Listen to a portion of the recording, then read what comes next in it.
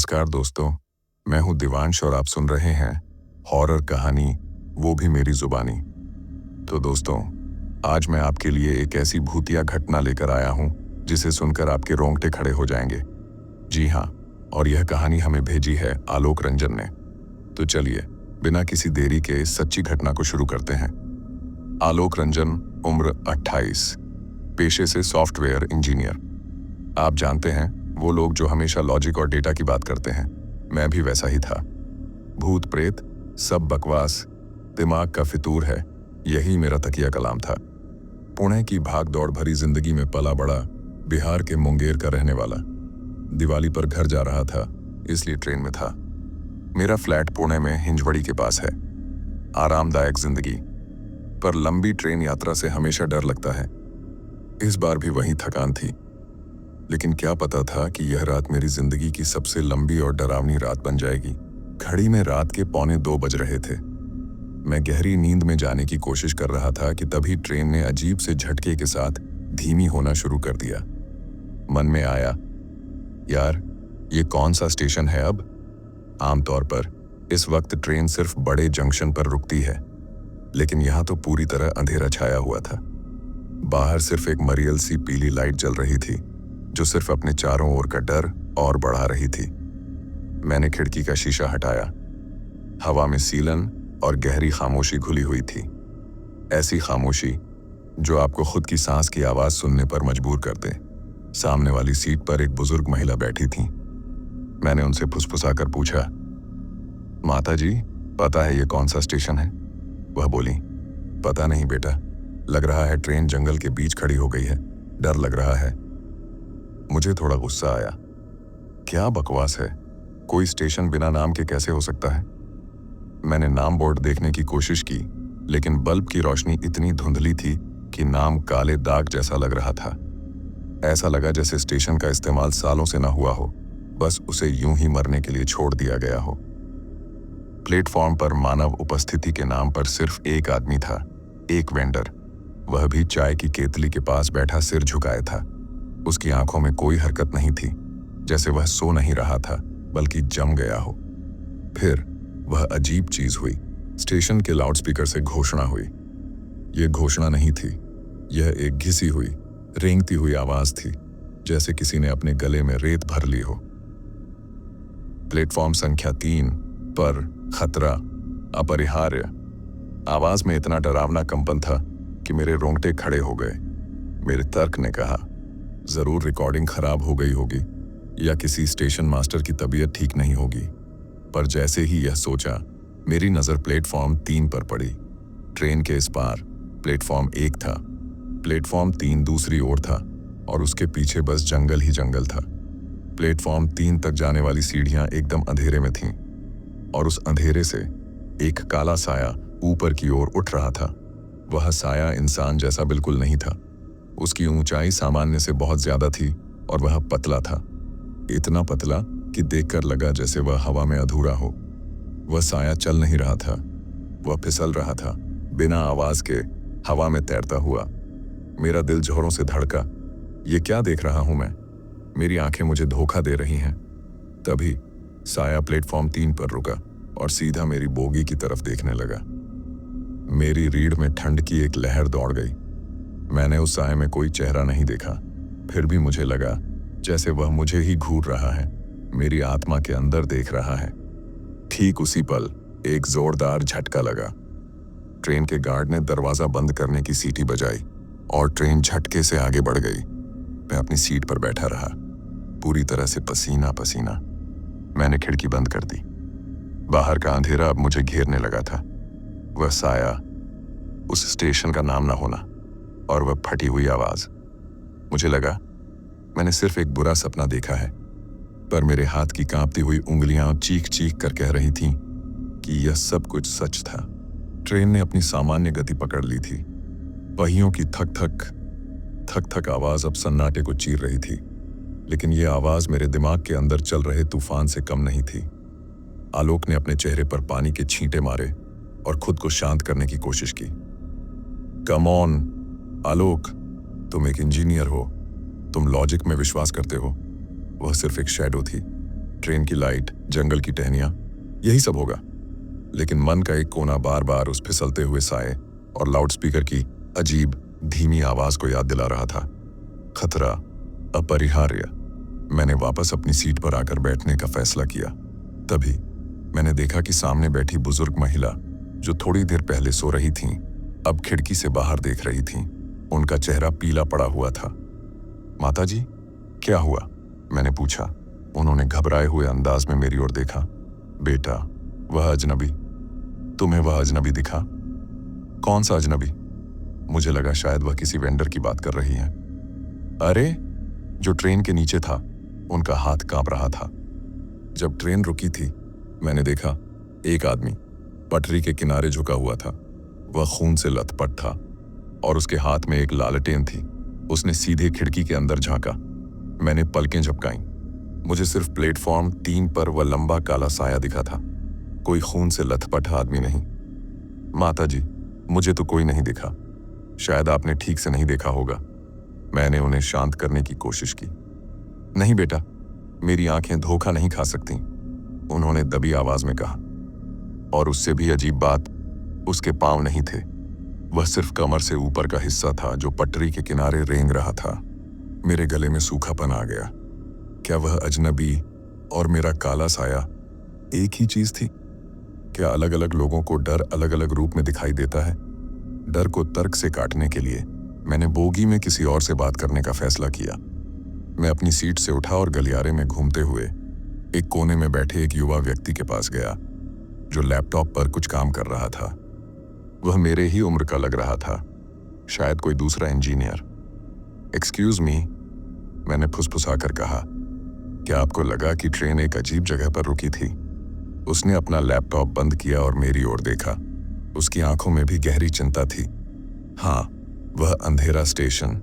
उसने मेरी बात पूरी की। उसका नाम विक्रांत था और वह भी पुणे से ही आ रहा था। यार, मैं कुछ कहने वाला ही था। तुम्हें कुछ अजीब लगा? मुझे लगा यह मौका है। हाँ, मैंने प्लेटफॉर्म 3 पर एक काला लंबा साया देखा। वो चल नहीं रहा था, बस फिसल रहा था। विक्रांत की आंखें फैल गईं। उसने अपनी आवाज और धीमी कर ली। तुम अकेले नहीं हो भाई, मैंने भी कुछ देखा, पर प्लेटफॉर्म पर नहीं। मैंने देखा कि जब ट्रेन रुकी तो मेरे बोगी के सामने का टॉयलेट खुला था। अंदर से जोरदार लंबी सांस लेने की आवाज आ रही थी, जैसे कोई बहुत भूखा हो। मैंने अपनी सांस रोक ली। टॉयलेट, अंदर। विक्रांत आगे बढ़ा और फिर जब ट्रेन चलने लगी, मैंने दरवाजे के शीशे में देखा। अंदर से टॉयलेट के दरवाजे पर 5 अंगुलियों के निशान पड़े थे। खून या मिट्टी के नहीं, बल्कि जलने जैसे गहरे काले। और उन निशानों से ठंडक आ रही थी। यह सुनकर मेरे तर्क का आखिरी किला भी ढह गया। बुजुर्ग महिला ने खून से लथपथ, पांव रहित अजनबी देखा। मैंने काला फिसलता हुआ साया देखा। विक्रांत ने जलते निशानों वाला टॉयलेट देखा, जहां भूखे की सांस थी। वह स्टेशन, जिसका कोई नाम नहीं था, किसी एक खतरे को लेकर आया था। लेकिन वह खतरा हर किसी को उनकी कल्पना के सबसे डरावने रूप में दिखाई दे रहा था। आलोक और विक्रांत दोनों अब घबराए हुए थे। पूरी बोगी के लोग अब नींद से जाग चुके थे और फुसफुसा रहे थे। हर कोई उस अनजाने स्टेशन के बारे में बात कर रहा था, लेकिन कोई भी अपनी देखी हुई असली डरावनी चीज खुलकर नहीं बता रहा था। यार, हमें पता लगाना होगा कि वह कौन सा स्टेशन था, आलोक ने फुसफुसाया। कैसे पता चलेगा? मैप पर तो ऐसा कोई स्टॉप था ही नहीं, विक्रांत ने निराशा से कहा। तभी बोगी के दूसरे छोर से एक बहुत पुरानी महिला की आवाज आई, जो अपने हाथ में रुद्राक्ष की माला पकड़े हुए थी। वह स्टेशन कालखाम है, उन्होंने धीमी दृढ़ आवाज में कहा। उसका नाम बोर्ड कभी नहीं दिखता, और जो चीज वहां आती है वह भूखी होती है। वह महिला चुप हो गई, अपनी माला जपने लगी। आलोक और विक्रांत ने एक दूसरे को देखा। कालखाम डर की असली शुरुआत तब हुई जब ट्रेन की बिजली अचानक झटके से चली गई। बोगी में घना अंधेरा छा गया और अंधेरे में टॉयलेट के दरवाजे के पास से बहुत धीरे से घिसट कर चलने की आवाज आई। वह आवाज ठीक वैसी थी जैसे कोई बहुत लंबा साया फिसल रहा हो। ट्रेन में गहरा अंधेरा छा चुका था। सिर्फ इमरजेंसी लाइटें जो बहुत धीमी थीं, टिमटिमा रही थीं, जिससे बोगी के अंदर परछाइयों का नृत्य शुरू हो गया था। इस अंधेरे ने डर को स्पर्शनीय बना दिया था। घिसटने की आवाज टॉयलेट के पास से आ रही थी, बिल्कुल धीमी, लेकिन इतनी स्पष्ट कि आलोक को लगा जैसे कोई खुरदुरी चीज फर्श पर रगड़ रही हो। टॉर्च, विक्रांत, टॉर्च निकालो, आलोक फुसफुसाया। विक्रांत ने तुरंत अपने फोन की टॉर्च ऑन की। पतली सफेद रोशनी ने अंधेरे को थोड़ा काटा। टॉर्च की रोशनी सीधे टॉयलेट के दरवाजे पर पड़ी। निशान अब भी वहीं थे, काले जले हुए अंगुलियों के निशान। पर अब आवाज दरवाजे के पास नहीं थी, आवाज गलियारे के बीच से आ रही थी। और अब वह घिसटने की आवाज नहीं थी, बल्कि कुछ फिसलने और कुछ भारी चीज के खींचने की आवाज थी। आलोक और विक्रांत अपनी अपनी सीटों से जड़ हो गए। उन्होंने हिम्मत करके टॉर्च की रोशनी को गलियारे की ओर मोड़ा। टॉर्च की रोशनी गलियारे में तेजी से आगे बढ़ी और वहां कुछ नहीं था। शायद चूहा या कोई बिल्ली। आलोक ने खुद को दिलासा देने की कोशिश की। तभी बोगी के सबसे कोने में बैठी रुद्राक्ष की माला जप रही बुजुर्ग महिला अचानक चीख पड़ी, ऊपर, ये ऊपर है। आलोक और विक्रांत ने तुरंत टॉर्च की रोशनी ट्रेन की छत की ओर उठाई और वहां उनकी आंखों के ठीक ऊपर वह काला साया, वह दीवार से चिपका हुआ था, ठीक मकड़ी की तरह। उसकी आकृति अब पहले से भी ज्यादा लंबी और विकृत लग रही थी। उसकी पतली लंबी भुजाएं छत को पकड़े हुए थीं और उसकी गर्दन असामान्य रूप से झुकी हुई थी, जैसे वह सीधे आलोक और विक्रांत को निहार रहा हो। सबसे भयानक बात यह थी कि उसके शरीर से लगातार ठंडक निकल रही थी, इतनी ठंडक कि उस गर्मी भरी रात में भी आलोक के दांत किटकिटाने लगे। आलोक को महसूस हुआ कि यह कोई भ्रम या परछाई नहीं है, यह असली भूखी चीज है। आलोक ने तेजी से बुजुर्ग महिला की ओर देखा, जो अब जोर जोर से माला जप रही थी। माताजी, ये क्या है? कालखाम क्या है? आलोक लगभग हाँफ रहा था। बुजुर्ग महिला ने आंखें बंद किए हुए जवाब दिया, वह स्टेशन शापित है। 1947 के बंटवारे के समय एक पूरी ट्रेन वहां रोकी गई थी। दंगे भड़क गए और सैकड़ों लोग वहीं पटरी के किनारे काट दिए गए। स्टेशन मास्टर ने मदद के लिए घोषणा की, लेकिन कोई नहीं आया। और यह साया? विक्रांत की आवाज लगभग टूट चुकी थी। यह भूख है, उन लापता लोगों की भूख। कहा जाता है कि स्टेशन मास्टर जिसने घोषणा की थी वह पागल हो गया था। वह हर रात उसी समय वही घोषणा दोहराता है कि खतरा अपरिहार्य है। महिला ने अपनी आंखें खोली। उनकी आंखों में शुद्ध आतंक था। ट्रेन वहां सिर्फ इसलिए रुकती है ताकि वह अपना शिकार चुन सके। जैसे ही उन्होंने यह कहा, काला साया छत से नीचे कूदा। वह साया फर्श पर नहीं उतरा, बल्कि हवा में लगभग तैरता रहा। उसकी चाल धीमी थी, लेकिन उसके इरादे साफ थे। वह सीधे आलोक की ओर बढ़ रहा था। भागो! विक्रांत चीखा। आलोक और विक्रांत ने तुरंत सीट के नीचे से निकलकर दूसरी बोगी की ओर भागना शुरू किया, लेकिन बोगी का दरवाजा बंद था। साया अब उनके बहुत करीब था। आलोक को साये के पास से आती सड़ी हुई पुरानी लकड़ी जैसी गंध महसूस हुई। आलोक ने अपनी आंखें बंद कर लीं। अब तर्क काम नहीं कर रहा था, सिर्फ डर था। अचानक साया आलोक के एकदम सामने रुक गया। वह झुक गया। आलोक को लगा जैसे उसके कान के पास कोई बुदबुदा रहा है। वह आवाज ठीक वैसी थी जैसी लाउडस्पीकर पर थी, घिसी हुई, रेंगती हुई, पुरानी। तभी ट्रेन की बिजली वापस आ गई। बोगी रोशनी से भर गई। साया गायब। जैसे ही रोशनी वापस आई, उस भयानक ठंडक की जगह एक तेज असहनीय गर्मी आ गई। आलोक जमीन पर गिर पड़ा, सांस लेने की कोशिश कर रहा था। विक्रांत ने उसे उठाया। चलो, शायद हम बच गए। लेकिन आलोक ने टॉयलेट के पास देखा, जहां साया अभी अभी था। फर्श पर कुछ पड़ा था। वह बुजुर्ग महिला की रुद्राक्ष की माला थी, और माला के ठीक बगल में मिट्टी का एक छोटा सा ढेर। उस ढेर से सीलन भरी गंध आ रही थी, जैसे वह किसी पुरानी सूखी हुई कब्र की मिट्टी हो। उन्होंने चारों ओर देखा। बुजुर्ग महिला जिनकी माला गिरी थी, वह अपनी सीट पर नहीं थी। वह गायब थीं। बिजली लौट चुकी थी, लेकिन बोगी का माहौल अब भी सदमे में था। कोई यात्री बात नहीं कर रहा था। सभी अपनी सीटों पर चुपचाप बैठे थे, अपनी आंखों में डर छुपाए हुए थे। हर कोई जानता था कि कुछ अमानवीय हुआ है, लेकिन कोई भी इस पर विश्वास करने की हिम्मत नहीं कर रहा था। आलोक अभी भी जमीन पर पड़ी काली मिट्टी को घूर रहा था। मिट्टी, ये क्या है? विक्रांत ने फुसफुसाया। आलोक ने अपने कांपते हाथों से थोड़ी सी मिट्टी उठाई। वह ठंडी थी और छूने पर बारीक राख जैसी महसूस हुई। विक्रांत, आलोक ने लगभग टूटती आवाज में कहा, वह साया, जब वह मेरे पास आया, मुझे लगा जैसे मैं किसी बहुत पुरानी कब्र के पास खड़ा हूं। यह मिट्टी, यह काल खाम की मिट्टी है। यह वहां की अंतिम निशानी है। बुजुर्ग महिला जो काल खाम के बारे में जानती थीं, उन्होंने शायद उस भूख को शांत करने के लिए खुद को बलिदान कर दिया था।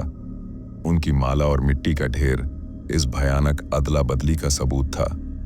आलोक को अब अपने गृहनगर मुंगेर पहुंचने की जल्दी थी। उसे लगा कि एक बार ट्रेन से बाहर निकल गया तो ये डर खत्म हो जाएगा। चेतावनी और संदेह अगले कुछ घंटे आलोक के लिए यातना के समान थे। वह सो नहीं सका। हर बार जब वह पलकें झपकाता, उसे उस साए की लंबी झुकी हुई आकृति दिखाई देती थी। सुबह के 6 बज चुके थे। सूरज की पहली किरणें बोगी में फैलने लगी थीं और रोशनी में डर थोड़ा कम हुआ। ट्रेन अब नागपुर जंक्शन पर रुकने वाली थी। मैं नागपुर में उतर रहा हूं, विक्रांत ने अपने बैग को खींचते हुए कहा। मैं अब और एक पल भी इस ट्रेन में नहीं रुक सकता। मुझे माफ करना आलोक, मेरी हिम्मत नहीं है। ठीक है विक्रांत, अपना ध्यान रखना, आलोक ने कहा। जैसे ही विक्रांत उतरने के लिए दरवाजे की ओर बढ़ा, स्टेशन पर तैनात एक बुजुर्ग कुली ने उसे देखा। कुली ने अचानक हाथ हिलाकर विक्रांत को रोका। कुली ने धीमी आवाज में पूछा, पिछली रात क्या आप अनजान स्टेशन पर रुके थे? विक्रांत और आलोक दोनों चौंक गए। हाँ, वह काल खाम था, आलोक ने खुद को आगे बढ़ाते हुए कहा। कुल्ली का चेहरा सफेद पड़ गया। आप तुरंत इस ट्रेन से बाहर निकल जाइए।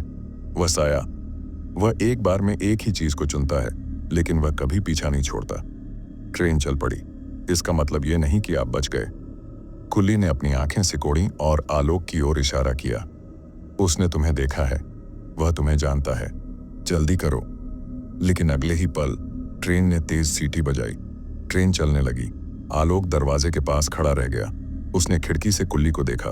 कुल्ली उसे घूर रहा था। उसका चेहरा चिंता और भय से भरा था। मुंगेर, बिहार, घर पर डर। ट्रेन ने सफर जारी रखा और दोपहर तक आलोक अपने गृहनगर मुंगेर पहुंच गया। मुंगेर स्टेशन की परिचित भीड़, भागती हुई जिंदगियां और शोर ने आलोक को कुछ हद तक शांत किया। मैं बच गया, उसने मन ही मन सोचा। यह सब खत्म हो गया। वह अपनी माँ, पिता और बहन से मिला। घर का माहौल गर्म और आरामदायक था, जो पुणे के तार्किक और ट्रेन के भयानक अनुभव से बिल्कुल अलग था।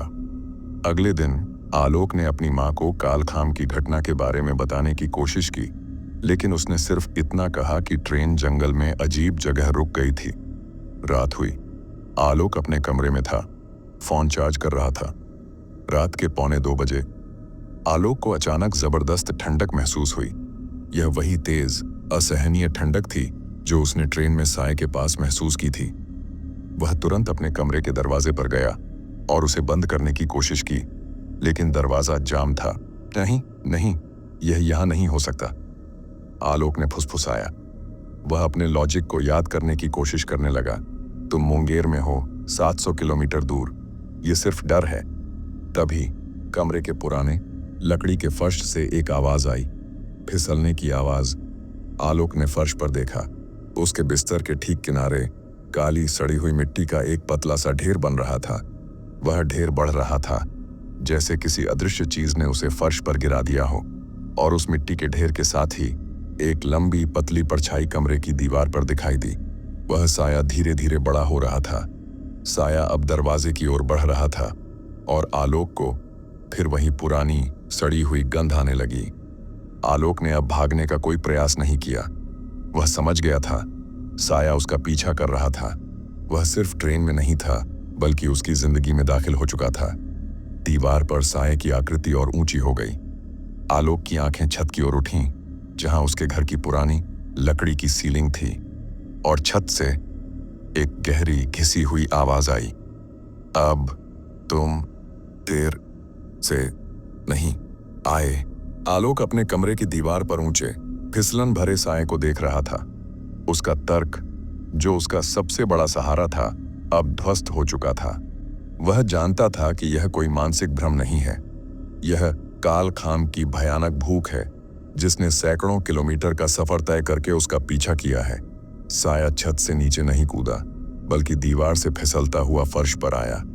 यह अब पूर्ण रूप से काला था, बिना किसी आंख, मुंह या चेहरे के। लेकिन आलोक को महसूस हुआ कि वह घूर रहा है। तुम क्या चाहते हो? आलोक की आवाज मुश्किल से निकली। साया ने कोई आवाज नहीं निकाली, लेकिन आलोक के कानों में, ठीक उसकी खोपड़ी के अंदर, वही घिसी हुई, रेंगती हुई आवाज गूंजी। मेरा नाम है प्रतीक्षा। प्रतीक्षा? आलोक ने हैरानी से पूछा। प्रतीक्षा उन यात्रियों की जो कभी नहीं आए। प्रतीक्षा न्याय की। फिर साया ने धीरे से अपना बायां हाथ उठाया। वह हाथ असामान्य रूप से लंबा था और ऐसा लग रहा था जैसे वह हड्डियों और राख से बना हो। जैसे ही हाथ उठा, कमरे में एक तेज ठंडी हवा का झोंका आया, जिससे खिड़की के पर्दे फड़फड़ाने लगे। मुझे छोड़ दो, मैंने तुम्हारा क्या बिगाड़ा है? आलोक लगभग रो पड़ा। साया की मानसिक आवाज और तेज हुई। तुमने क्या बिगाड़ा? तुम यात्री हो, तुम बचे हुए हो। 1947 में ट्रेन भरी थी, वे चले गए, उन्होंने हमें भूखा छोड़ दिया। आलोक को अचानक याद आया, बुजुर्ग महिला ने कहा था कि काल खाम 1947 के दंगे और लापता लोगों की आत्माओं से शापित है। मैं वह नहीं हूं, मैं आज का इंजीनियर हूं, मैं उस समय नहीं था, आलोक ने चीख कर कहा। साया फर्श पर रेंगता हुआ आलोक के और करीब आया। कमरे में अब सड़ी हुई मिट्टी की गंध इतनी तेज हो गई थी कि सांस लेना मुश्किल हो गया था। तुम वही हो, हर वह यात्री जो सुरक्षित घर पहुंचता है। तुम्हें पता चलना चाहिए कि प्रतीक्षा कैसी होती है। साया का लंबा हाथ तेजी से आगे बढ़ा और आलोक के गले तक पहुंच गया, लेकिन वह उसे छू नहीं पाया। हाथ हवा में थोड़ा पहले रुक गया और तभी उस साए के ठीक बीचों बीच एक मानवीय चेहरा दिखाई देने लगा। वह चेहरा पीला, भयानक और दर्द से भरा था। वह स्टेशन मास्टर का चेहरा था, जिसने 47 में मदद के लिए घोषणा की थी और जो बाद में पागल हो गया था। चेहरे ने आलोक की ओर दुख भरी आंखों से देखा और फिर बुदबुदाया, भाग जा बेटा, ये भूख है, इसे शांति नहीं मिल सकती, इसे तुम्हारी स्मृति चाहिए। जैसे ही यह चेहरा दिखाई दिया, आलोक को अपने अंदर एक अजीब सा खिंचाव महसूस हुआ। ऐसा लगा जैसे साया उसके शरीर से उसकी यादें, उसका जीवन, सब कुछ खींच रहा हो। आलोक का दिमाग तेजी से काम करने लगा। वह एक इंजीनियर था, समस्याओं को हल करने वाला। साया भौतिक नहीं है, यह स्मृति और ऊर्जा पर निर्भर करता है। ट्रेन में जब बिजली गई थी तब यह सबसे मजबूत था। अब घर पर यह फिर मजबूत हो गया, क्योंकि यह अंधेरे और डर से घिरा हुआ था। आलोक ने अंतिम प्रयास किया। उसने अपनी जेब में हाथ डाला और अपना फोन निकाला। उसने आंखें बंद करके लॉक स्क्रीन का बटन दबाया और टॉर्च ऑन कर दी। जोरदार सफेद एलईडी रोशनी उस घने अंधेरे को चीरती हुई सीधे साए पर पड़ी। जैसे ही सफेद आधुनिक रोशनी उस प्राचीन काले साए पर पड़ी, साया चीख पड़ा। वह चीख ध्वनि की नहीं थी, बल्कि शुद्ध असहनीय पीड़ा की थी, जो सीधे आलोक के दिमाग में गूंजी। साया का लंबा हाथ तुरंत पीछे हट गया। साया सिकुड़ने लगा। रोशनी, यह नहीं। साया जमीन पर काली राख के ढेर में सिमटने लगा। आलोक ने टॉर्च को कसकर पकड़े रखा। धीरे धीरे प्रतीक्षा, उन हजारों भुखमरी की आत्माओं का प्रतीक, काली मिट्टी के एक छोटे से ढेर में विलुप्त हो गया। कमरे में ठंडक चली गई। सिर्फ आलोक की तेज सांसें बची थीं। वह पूरी तरह से पसीना पसीना हो चुका था। उसने खिड़की खोली और ताजी हवा ने कमरे के अंदर से सड़ी हुई गंध को बाहर निकालना शुरू किया। अगले दिन आलोक ने घर से जल्दी निकलने का फैसला किया। वह अब एक पल भी उस घर में नहीं रह सकता था। उसने किसी को कुछ नहीं बताया, बस कहा कि ऑफिस में जरूरी काम आ गया है। वह वापस पुणे चला आया। उसने नौकरी बदली ताकि उसे फिर कभी ट्रेन में सफर न करना पड़े। उसने हर तरह की ऑनलाइन मैपिंग की, लेकिन काल खाम नाम का कोई स्टेशन कहीं नहीं मिला। आलोक अब 30 साल का हो चुका है। वह अब भी इंजीनियर है, लेकिन उसका लॉजिक हमेशा के लिए टूट चुका है। वह अब संशयवादी नहीं है। अंतिम भयानक सच। एक रात आलोक अपने अपार्टमेंट में बैठा था, काम कर रहा था। उसकी नजर कलाई घड़ी पर पड़ी। समय हो रहा था रात के 1:45 बजे। तभी उसके पुणे वाले अपार्टमेंट के पुराने लकड़ी के फर्श से एक बहुत धीमी हल्की आवाज आई। हंस हंस हंस हंस। यह आवाज ठीक वैसी थी जैसी ट्रेन के ब्रेक से भाप निकलने की थी। आलोक जड़ हो गया। उसने नीचे देखा। उसके फर्श पर कोई काला साया नहीं था, कोई काली मिट्टी नहीं थी, लेकिन फर्श के बिल्कुल किनारे पर जहां दीवार शुरू होती थी वहां 5 काले जले हुए अंगुलियों के निशान दिखाई दिए। वे निशान नए थे। वे निशान टॉयलेट के दरवाजे पर देखे गए निशानों जैसे थे। आलोक समझ गया, साया खत्म नहीं हुआ था। उस रात साये ने आलोक का शरीर या जान नहीं ली, लेकिन उसने आलोक की शांति ले ली। अब वह साया सिर्फ कालखाम में नहीं, बल्कि आलोक की जिंदगी में कहीं भी कभी भी आ सकता था। वह हर रात 1:45 आलोक को याद दिलाता है कि वह प्रतीक्षा कर रहा है, क्योंकि उसने आलोक को देखा है और वह आलोक को जानता है। आलोक रंजन ने उस रात अपने लैपटॉप पर एकमात्र वाक्य टाइप किया, ट्रेन में कभी देर मत करना।